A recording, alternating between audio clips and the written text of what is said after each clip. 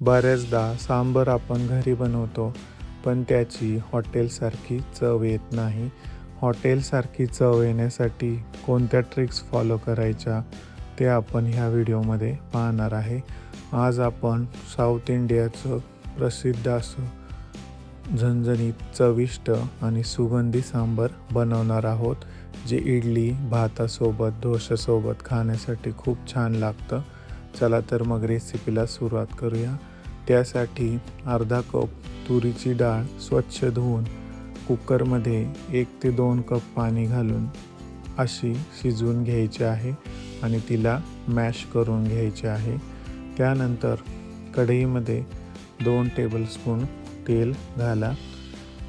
तेलामध्ये आपल्याला थोडेसं जिरे मोहरी, त्यानंतर मेथीचे दाणे आणि 10 ते 12 कढीपत्त्याची पाने घाला. आता ही व्यवस्थित तडतडू द्या. तडतडल्यानंतर याच्यामध्ये चिमूटभर हिंग, 2 सुक्या लाल मिरच्या घालायच्या आणि याला व्यवस्थित 1 ते 2 सेकंद परतून घ्यायचं.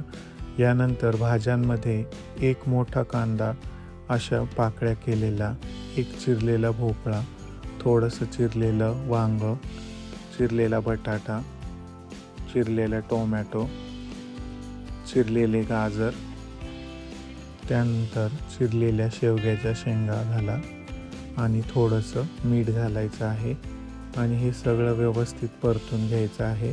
मीठ घातल्यामुळं भाज्या शिजायला मदत होते. भाज्या तुमच्या आवडीनुसार तुम्ही घालू शकता. यामध्ये 1 चमचा लाल तिखट, 2 मोठे चमचे सांबार मसाला आणि थोडीशी हळद घातली आहे आणि हे व्यवस्थित मिक्स करून घ्यायचं आहे. हाय फ्लेमवरती परतून घ्यायचं आहे, जेणेकरून सर्व मसाला भाज्यांना लागेल. आता ह्यामध्ये आपण शिजवलेली तुरीची डाळ घालणार आहे. तुरीची डाळ आपण आधीच शिजवून तिला मॅश केली होती. आता ही डाळ या भाज्यांसोबत व्यवस्थित परतून घ्यायची आहे आणि याला एक वेगळ्या प्रकारचा छान असा रंग आला आहे. आता ह्यामध्ये आपण 2 ग्लास इतकं पाणी घालणार आहे. तुम्हाला सांबार पातळ हवं की घट्ट ह्यानुसार पाण्याचा अंदाज ठेवायचा आहे. आता हे सुद्धा आपल्याला व्यवस्थित मिक्स करायचं आहे आणि याला झाकण लावून 15 ते 20 मिनटं छान असं उकळून घ्यायचं आहे, जेणेकरून सर्व भाज्या शिजून निघतील. 15 ते 20 मिनटानंतर आपलं सांबार व्यवस्थित असं उकळलं गेलं आहे आणि आपल्या ज्या भाज्या आहेत त्यासुद्धा आपण चेक करणार आहेत शिजल्या की नाही.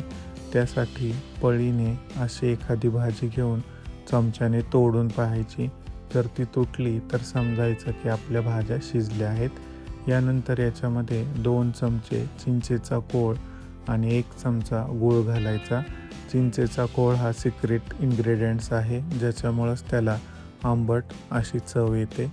आणि इथं आपलं सांबार तयार आहे. याच्यावरती आता चिरलेली कोथिंबीर घालायची, तीसुद्धा व्यवस्थित मिक्स करायची आणि याला आता आपण आणखी 5 ते 6 मिनिटं एकदा उकळून घेणार आहे. आपलं साऊथ इंडियाचं प्रसिद्ध असं सांबार तयार आहे. भरपूर भाज्या घालून केलेले हे सांबार खायला खूपच छान लागतं आणि एकदम हॉटेलसारखी याची चव येते. तरी अशी सांबारची रेसिपी तुम्ही नक्की ट्राय करा. इडलीसोबत खायला तर खूपच छान लागते. गरमागरम इडली आणि त्यासोबत हे गरमागरम सांबार जर तुम्ही खाल्लं तर तुम्हाला हॉटेलसारखी चव नक्कीच मिळेल. ही रेसिपी तुम्हाला आवडली असेल तर चॅनल लाईक, शेअर, सबस्क्राईब करा. पुन्हा एकदा भेटूया नवीन रेसिपीसोबत.